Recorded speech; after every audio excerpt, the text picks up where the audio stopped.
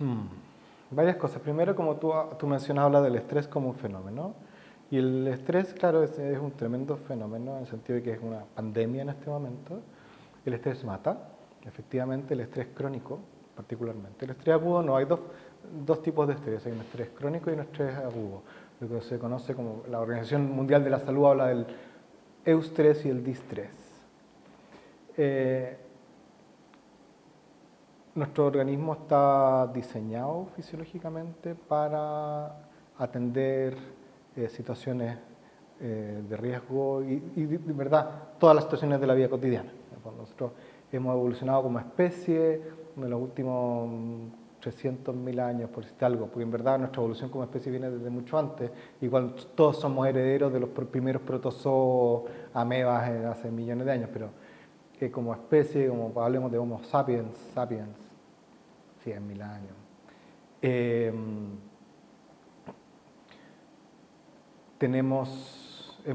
la manera en que nos comportamos responde a nuestra manera de adaptarnos al entorno. Y nosotros, de hecho, a propósito de esta idea de que venimos de los protozoos, en nuestro organismo, o sea, de hecho, en nuestra evolución de un feto, pasamos de ser efectivamente un mono, o sea, casi un monocelular, multicelular, pero muy pequeño, que es básicamente este huevo fecundado, y nos pagamos un paso de ser un huevo fecundado por un espermio a un huevo fecundado por un espermio a ser un ser humano como estamos ahora. Y todo ese proceso de ser un espermio, en esos 9 meses que estamos dentro de la guata de nuestra mamá, es un proceso muy similar al proceso que ha hecho la vida en la Tierra. Nunca somos seres vivos, nunca pasamos por una cosa como ser plantas, pero digo que todos los seres como los animales, por decirlo de manera, nos pegamos el proceso completo. Entonces hay algo de mono pluricelular, o sea, primero de partida hay un huevo y hay un espermio, y están esas dos cosas, pero después desarrollamos, y sobre todo nuestro sistema nervioso, tenemos al principio el sistema nervioso de un insecto, después el de un reptil, después el de un mamífero, y finalmente desarrollamos la corteza cerebral, que es la que nos da la posibilidad, en el fondo, de tener esta conversación. Pero nos pasamos por todo el proceso y ese cerebro está en nosotros mismos todo el tiempo. O sea, acá te está hablando un insecto, un reptil, un mamífero y sobre todo un reptil, un mamífero y un ser humano. Y ese sujeto está presente todo el tiempo. Y eso es fundamental entenderlo porque convivimos con esos sujetos en nosotros mismos. Y si bien tenemos esta ilusión, en el fondo, que yo a través de mi determinación, de mi voluntad y mi inteligencia cambio mi mundo, la vivencia es más bien al revés.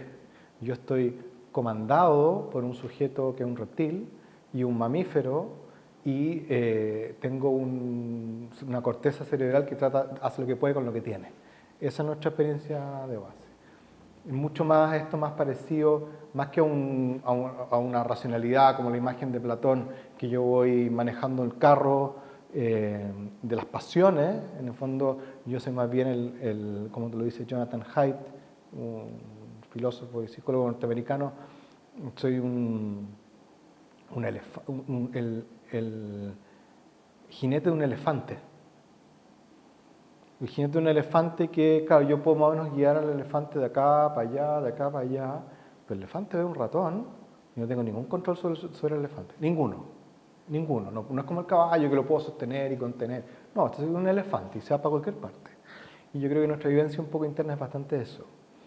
Nosotros sabemos que hay cosas que controlamos y hay cosas que totalmente escapan de nuestro control. Independiente de después que inventamos una historia, una narrativa que le dé sentido a lo que hicimos. Pero en ese momento la cosa escapa de nuestro control totalmente. Cuando estamos estresados, cuando estamos angustiados, cuando estamos tensos, escapa de nuestro control. Y ya llegamos allá. Y lo que nosotros podemos hacer al respecto no, no es como controlarlo como el auriga, como el chofer del carruaje, sino más bien es una cosa de aprender a vivir con eso y de no como yo convivo con esa realidad, porque es un dato. Y en ese convivir con la realidad también algo vamos haciendo que le vamos transformando, transmitiendo cierta confianza al elefante, y el elefante se va apaciguando. Entonces, cuando después ve un ratón, porque ya no estoy yo muy tenso y nervioso con el hecho de que lo que va a pasar, algo empieza a pasar de que el elefante se empieza a comportar un poco más calmadamente. Eso es el mindfulness, en parte. En este momento,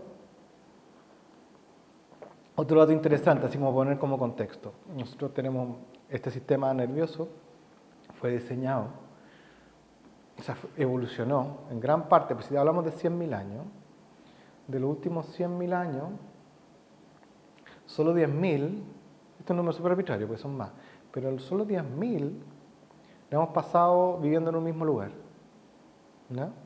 Todo el resto del tiempo hemos sido nómades, para empezar. Y lo que quiere decir expuestos, andamos por la selva, o por los bosques, recorriendo, expuestos a leones, tigres, no sé, mamuts, ¿me entiendes? Y esa en nuestra vida cotidiana era eso, perseguir por la comida, comer cuando cazábamos algo, solamente hace 10.000 años que estamos plantando. Esa es la primera cuestión. Y eso implica que, pero los procesos evolutivos de la especie toman mucho tiempo. Y, digámoslo, el hecho de estar trabajando en una oficina, defendiendo o ejerciendo con la presión y la exigencia del desarrollo profesional, esa cuestión tiene 150 años con suerte. Con suerte. Entonces, nuestra realidad biológica es que estamos súper diseñados para, y a la velocidad que evolucionamos como especie, estamos ultra diseñados para relacionarnos, o sea, para interactuar con los riesgos de la vida silvestre. ¿Ya? Ese es nuestro contexto biológico. Ahora, recordando siempre que tenemos esta evolución, de que tenemos una corteza, un cerebro reptiliano, un cerebro mamífero emocional y este cerebro como racional, conceptual, que permite el lenguaje, que es el que compartimos los seres humanos. Recordando además que tenemos algo así como el 95% de identidad génica con los monos, que ese es un dato que no hay que olvidarlo. En el fondo, la diferencia que tenemos con un mono es demasiado insignificante. Hacen unas diferencias gigantes, pero en todo el resto es lo mismo. El 95% es lo mismo. Entonces, ¿por qué digo esto? Porque no hemos podido adaptar a muchas cosas. De hecho, un niño puede manejar un teléfono, por ejemplo. ¿Entiendes? Maneja una pantalla táctil sin ningún problema, lo entiende intuitivamente mucho más de lo que lo tuvimos nosotros, quizás. Pero hay una parte de sí, que es la parte que viene heredada de la especie y viene mucho antes, que no evoluciona tan rápido. Que es precisamente nuestro cerebro emocional, nuestro cerebro reptiliano, que es el que está diseñado para enfrentar ciertas cosas más básicas e instintivas. Y aquí el contexto que quería poner, nosotros, si tú pones la situación de hace 100.000 años, el contexto era eso, en el fondo hay riesgos naturales, que son mis principales riesgos, y los riesgos naturales son amenazas de vida o muerte, de ausencia de comida y de depredadores. Yo tenía depredadores, hay animales que están ahí persiguiéndome para depredarme. Y el riesgo que yo tenía para esa situación era vital. ¿Ya? Entonces, nosotros tenemos, frente a la respuesta del riesgo vital, tenemos respuesta, una respuesta fisiológica. Entonces, lo que te comentaba es que frente a estos riesgos tenemos una respuesta, en el fondo natural, que es la respuesta de nuestro sistema nervioso simpático. Esto es súper importante entenderlo para entender qué es lo que nos pasa fisiológicamente cuando estamos estresados. Y la respuesta de nuestro sistema nervioso simpático es más o menos así. Detecto el riesgo, se activa mi glándula pituitaria, señal noradrenales al corazón, cortisol muy fuerte, el corazón empieza a pompear muy rápido y la tensión se va a los músculos superiores, piernas, brazos, espalda. Los músculos que son necesarios, esta es una respuesta que los gringos llaman fight or flight. Que el fight or flight es una respuesta que está diseñada para pelear o para salir corriendo. En el fondo me encuentro con un león, está por allá, a unos 10 metros, 15 metros, digo, esto es una distancia que yo puedo correr. Decido, por experiencia o porque me han contado mis abuelos, que mejor no pelee con el león, porque hay altas probabilidades de perder, sobre todo si estoy desarmado. Entonces mejor corro y busco el árbol más alto y más lejano. Entonces voy corriendo, y la situación es, veo esto, despierto, entonces mi cuerpo está preparado para esto, ha ido evolucionando en el tiempo, prepararse para esto. Todos los animales compartimos esta misma respuesta, además. Entonces, músculos superiores y todas las otras funciones se apagan. Entonces se apaga mi capacidad, y esto es muy importante, se apaga todas las funciones que no son útiles para sobrevivir en ese momento. ¿Por qué? Porque si yo voy corriendo al león, imagínate, está ahí la África, la sabana, imagínate, el Kilimanjaro amaneciendo, la neblina, y de repente empieza a salir el sol, está templado, yo voy corriendo al león, y de repente aparece en el camino, me encuentro con un objeto maravilloso, que podría ser algo totalmente inesperado, una orquídea, ponte tú.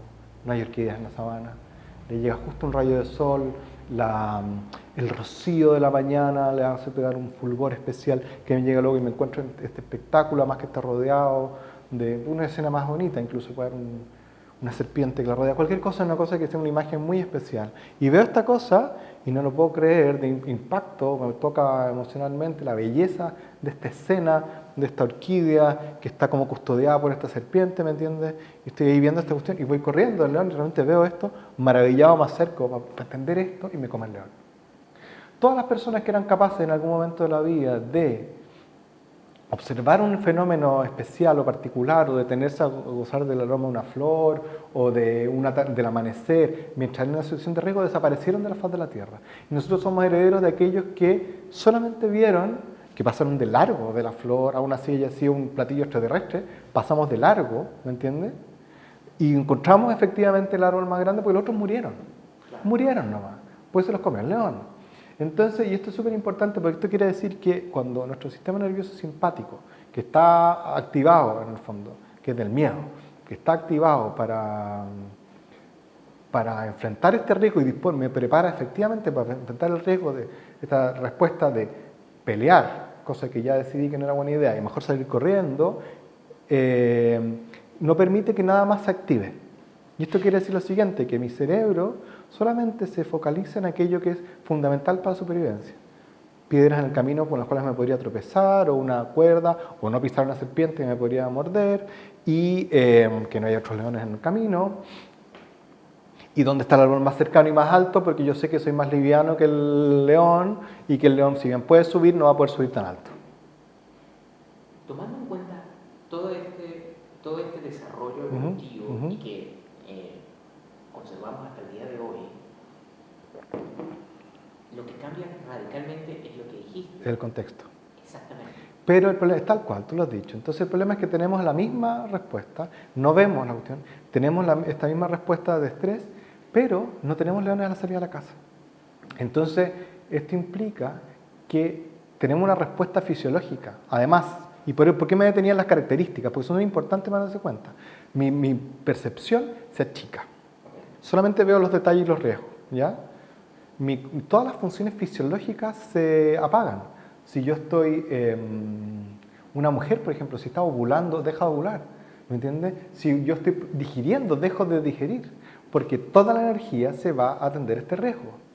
El punto es que este tipo de respuesta, que es perfecto para pelear o para huir, es pésimo para resolver los problemas que tenemos hoy en día en la vida cotidiana. ¿Me entiendes? Porque yo sé que salvo en la cárcel, ¿me entiendes? O si estoy en la cárcel o nuevamente en la selva, el hecho de ponerme a pelear con alguien es la última solución que tengo, ¿me entiendes? Porque sé que voy a terminar en la cárcel. Y en la cárcel es el único lugar donde me sirve para sobrevivir.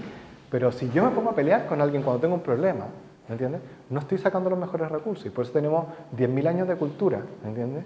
Que nos han llevado a un lugar donde podemos resolver las cosas de una manera que atienda mejor nuestras necesidades y en el contexto en que vivimos. Y el problema para un profesional es que precisamente eso, que se le activa el botón de pánico, ¿me entiendes? Y después no tiene cómo apagarlo.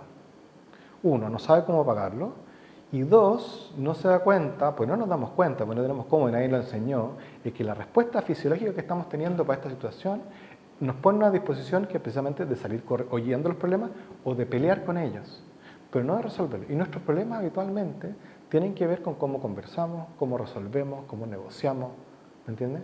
No tienen que ver con pelear. De hecho, por eso termina un periodo de alta tensión, terminamos con dolor de cabeza, porque se activaron nuestros músculos superiores, brazos, piernas y la espalda, y el cuello nos queda tremendamente dolorido, lo que nos tensa la cabeza y quedamos con una caqueca espantosa, ¿me entiendes?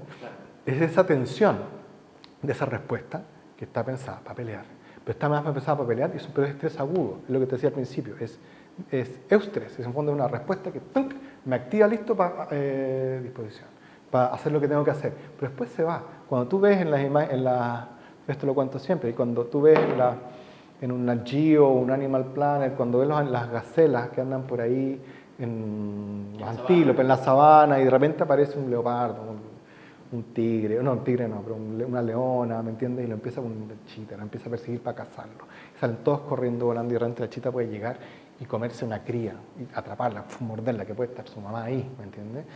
Y se la come y se la lleva, ¿me entiendes? Y la mamá sigue corriendo, la mamá no va a ir a pelear ni ninguna cuestión. Siguen todos corriendo, miran para atrás, creen que ya nos salvamos, corren 300 metros, miran para atrás, se acabó el riesgo, y siguen comiendo y moviendo la orejita y la colita como si no hubiera pasado nada. Si a ti te llega a pasar que en el fondo tú vas corriendo y alguien se coma a tu hijo, ¿me entiendes? Vas a estar los siguientes 50 años en terapia y no sé si lo vas a poder resolver, ¿me entiendes? Claro.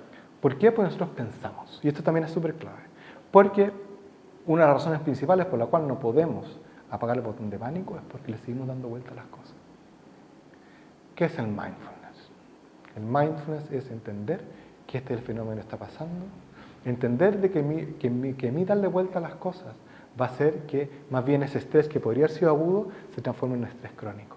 Porque voy a estar siempre dándole vuelta a las cosas y eso va a hacer que mi respuesta a estrés no se vaya nunca.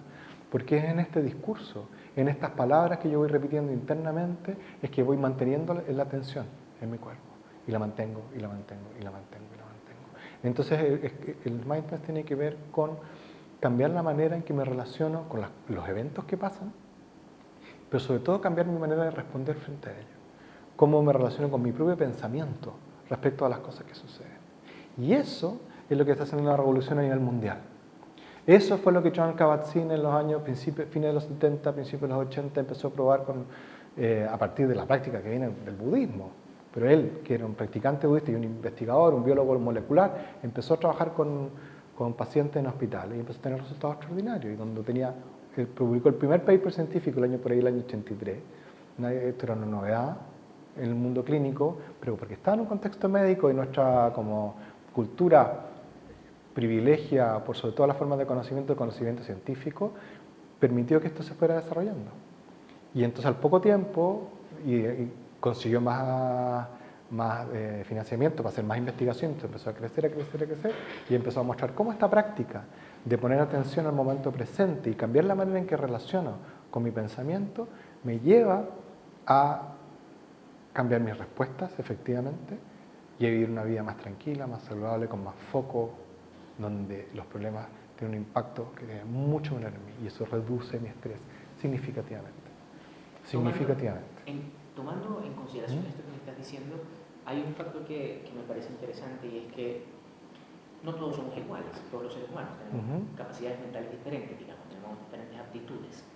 Y, por ejemplo, en el caso que digamos nos trae más nos trae acá, que es la parte de legal y jurídica, hay personas que son más susceptibles a unos temas que otros, o que son más susceptibles a un tema familiar, o que son más susceptibles a un estrés laboral.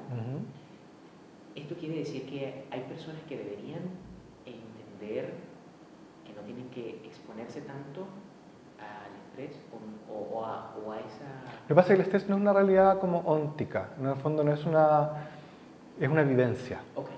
¿Ya? Es una consecuencia. Es una consecuencia pero no es una consecuencia tampoco, porque el mismo hecho a algunos les puede producir estrés, como tú sugerías recién, y otros no. Okay. Entonces el estrés no es algo que está ahí, es algo que está acá. Yeah. Eso es lo primero. ¿Ya? Tú puedes estar sometido, el mismo hecho con el trauma se puede ver lo mismo. Un hecho que es como muy violento, para unos puede ser traumático y para otros puede ser irrelevante. O simplemente molesto, ¿me entiendes? Y esto dependiendo de la vivencia de cada uno. Entonces lo que hace el mindfulness es precisamente te ayuda a aprender a identificar en el fondo cómo funcionan tus propias dinámicas, de qué cosas te tensionan, por qué te tensionan, qué tipo de pensamiento, dónde está, además porque generalmente lo que nos pasa es que cuando llegamos a este punto de estrés alto, y llegamos a un punto de no retorno, cuando ya estamos reventados, y ya estamos como con ya las alarmas muy fuertes.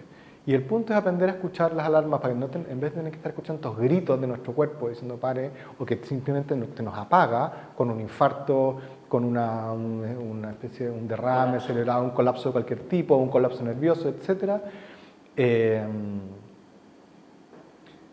Podemos escuchar, verlo venir. Y en lo que hacemos en el trabajo de mindfulness para la reducción de estrés y lo que se practica es precisamente aprender a identificar las señales de mi estrés. ¿Qué cosas en el fondo empiezan a pasar en mis sensaciones? ¿Qué tipo de pensamiento? Porque lo que se ve muy sistemáticamente es que es precisamente mi propio pensamiento el que amplifica la respuesta de estrés. Generalmente lo que lo hace estresante es mi propia experiencia y como yo lo entiendo, lo proceso de acuerdo a lo que hago en ese momento y también por las cosas que me han pasado antes en la vida. Entonces tener claro cuál es mi recorrido vital me puede ayudar, por supuesto, a saber que hay ciertas situaciones que yo sé o cierto tipo de personas o cierto tipo de instancias que me van a gatillar una respuesta emocional más potente y de la cual me puedo preparar desde antes, por una parte, y por otro lado, se me fue el hilo, perdona. Ya. Espérate, no. Prepararse, ver las señales. Ver las señales, hay dos como elementos. Es como, por una parte, tres elementos, diría. Por una parte es entender bien cuáles son los contextos que son estresantes para mí, cambiar la manera en que me relaciono con ellos, entender, este tipo de cosas me hace pensar de esta manera, tengo esta respuesta en el corazón, ya bien, me estoy empezando a estresar y esto me va a llevar a, sepa dónde me va a llevar a la rabia o a la tensión o me va a cegar, me va a poner a más en una disposición que no voy a tener los recursos necesarios para poder resolverla bien. Entonces necesito bajar mi tensión en este momento y después tiene que ver con cómo me recupero. Entonces es reconocer como las características de mi estresor, reconocer cómo yo proceso, cómo es mi respuesta de estrés y cómo yo puedo cambiar mi respuesta de estrés y entenderla bien y finalmente además cómo me recupero respecto a esta situación. Ahora lo interesante en este momento es que el estresor, en este momento en nuestra cultura, por una parte es el entorno, hay entornos y situaciones que son de por sí estresantes, pero hay un estresor fundamental que somos nosotros mismos, que nos estamos siempre presionando, y esto como lo dice el Byung-Chul Han, no sé si has escuchado hablar del filósofo coreano-alemán, es coreano, se educó en Alemania. Nosotros somos los principales, somos autoexplotadores.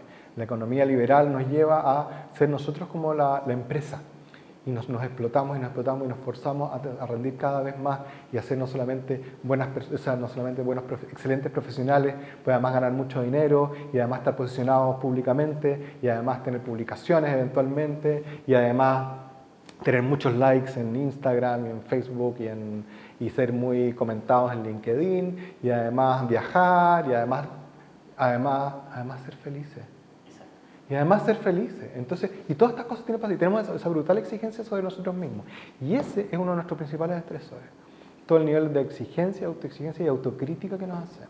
La autocrítica, por ejemplo, algo que nosotros culturalmente consideramos como un elemento de una herramienta poderosa de autogestión. Lo que se ha demostrado es que más que mejorar nuestra performance, es que algo que nos estresa y baja nuestra performance. Y mucho más que nosotros tener buenos resultados gracias a la autocrítica, es que tenemos buenos resultados pese a la autocrítica. Y con eso no se trata tampoco de que no queramos aprender de los errores, ni que nos endiosemos a nosotros mismos, pero simplemente marca la manera en cómo nos relacionamos con nosotros mismos en general. Dentro de la autocrítica, cuando la mencionas, entran conceptos como ética, moral, leyes, acuerdo social para trabajar, o sea, dentro de la autocrítica entra la evaluación de nosotros en ese entorno. No, lo estoy pensando en términos más de performance. Okay. Autocrítica y comparación, te diría. En el fondo, ¿por qué yo no soy tan bueno como este? ¿Por qué no gano tanta plata como este? ¿Por qué no he llegado a algo como este? ¿Por qué no? ¿Me entiendes? Yeah. Y también, pucha, no lo hiciste bien. Oye, mal esta última presentación, mal este último argumento, mal ahí, mal ahí, mal ahí. Y generalmente nosotros somos tremendamente amables con las personas, con nuestros amigos y nuestros seres queridos cuando lo pasan mal. Y cuando están incluso cuando se han equivocado, errores grandes, compañero, usted, vamos para adelante, vamos que se puede, compadre, comadre, querida, guapa, eres seca, te va a ir fantástico, vamos para adelante y con nosotros mismos los latigazos, creyendo que eso es lo que nos corresponde, que eso es lo justo y que eso es lo que nos va a movilizar el cambio. Y lo que hace esa actitud precisamente es estresarnos más, tensionarnos más. Es cosa de cómo se siente uno cuando se critica a sí mismo. ¿Te sientes mejor? Sientes peor. Y ese sentirte mejor te estás estresando porque te estás castigando. Y eso está despertando en ti la respuesta de estrés, que sabemos que achica tu rango perceptual, que reduce tus recursos, porque cuando estamos estresados y con miedo, nos comunicamos mal, nos expresamos mal, nos conectamos con los otros muy mal, somos mucho menos creativos, Somos súper buenos para pelear y para encontrar el detalle. Ahora, que hay una cuestión que es importante, que yo alguna vez lo comenté antes en nuestra entrevista, es que por el tipo de trabajo, y esto es una de las injusticias de la profesión, por el tipo de trabajo legal. El trabajo legal se basa precisamente en situaciones de beligerancia, en el fondo hay litigio, donde hay dos partes contrapuestas que están peleando. Entonces esto activa la respuesta de estrés, de temor, de batalla, ¿me entiendes? Y el foco, la exigencia cognitiva es precisamente, tanto analizando como un contrato, como en una batalla, es precisamente buscar las fallas donde están los problemas, los riesgos, las amenazas. ¿Entiendes? Entonces eso nos dispone cognitivamente a estar en este modo litigante, que es peleador, que es busca el detalle y la fractura y lo que está mal, ¿me entiendes? Donde están los riesgos también. Sabiendo que tenemos otra persona que está ahí buscando que tenemos un depredador de ahí. Ahora, mi respuesta fisiológica para ese depredador, que puede ser el fiscal u otro abogado o lo que fuere, o el mismo juez, ¿me entiendes? O el cliente, o la consecuencia que podría tener de lo que yo haga respecto con el cliente, nuevamente está despertando en mí una respuesta que está pensada para pelear o salir corriendo, no para resolver creativamente el problema. Entonces lo que yo necesito es bajar mis umbrales de excitación, bajar mi nivel de tensión, porque es ahí cuando voy a funcionar bien.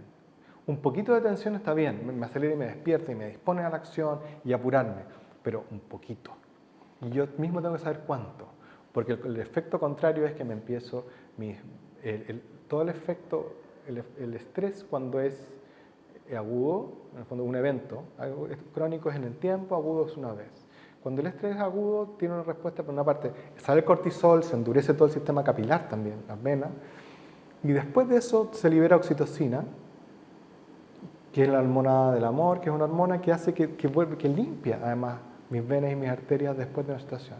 Si es que yo no me quedo con la cuestión pegada. Ahora, si me quedo con el tema pegado, eso no pasa. Entonces, por eso el estrés es una de las causas principales de muerte en el mundo, porque está detrás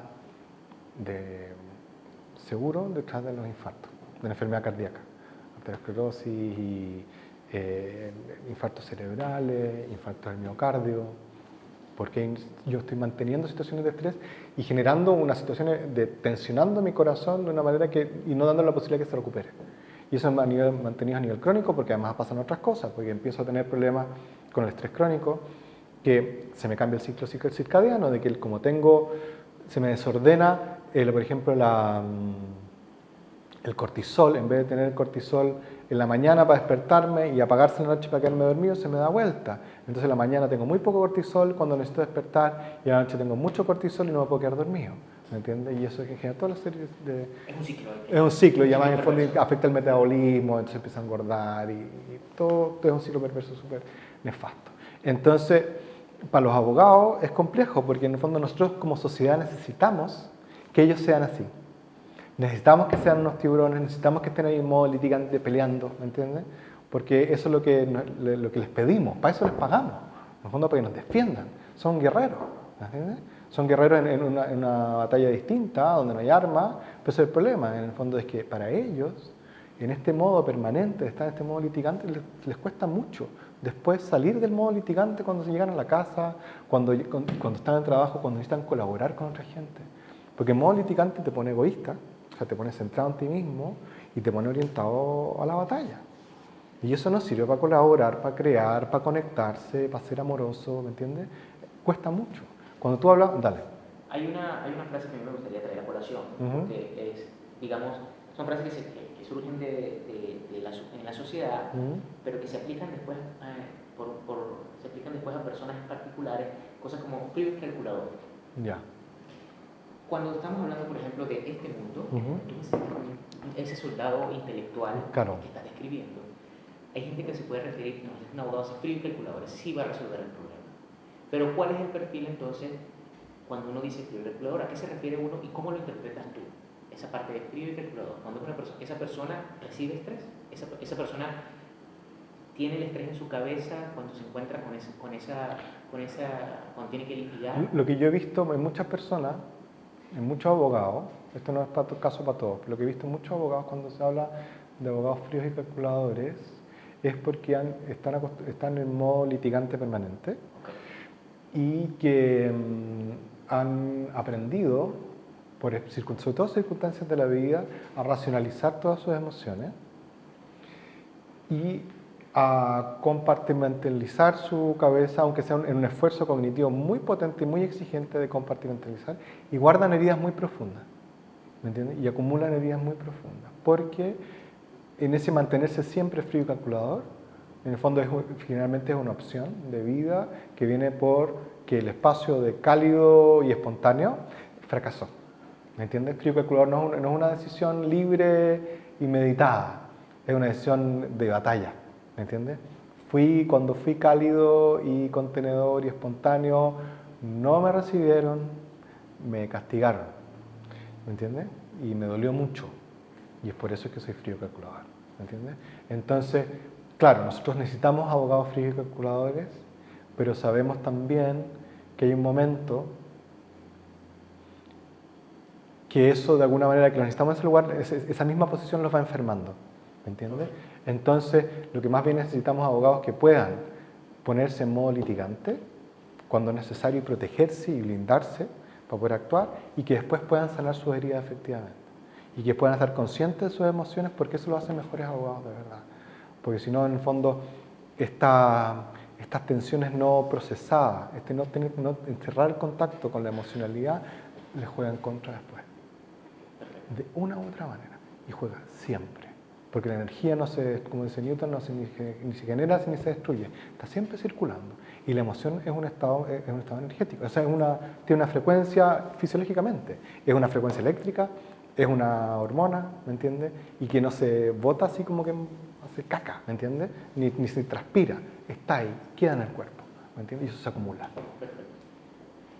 Por último, me gustaría que me diera, ya me has dado tu perspectiva con eso, no solo a lo que implica mindfulness, sino también cuando se traslada a una labor o una profesión como lo que es lo jurídico y lo legal.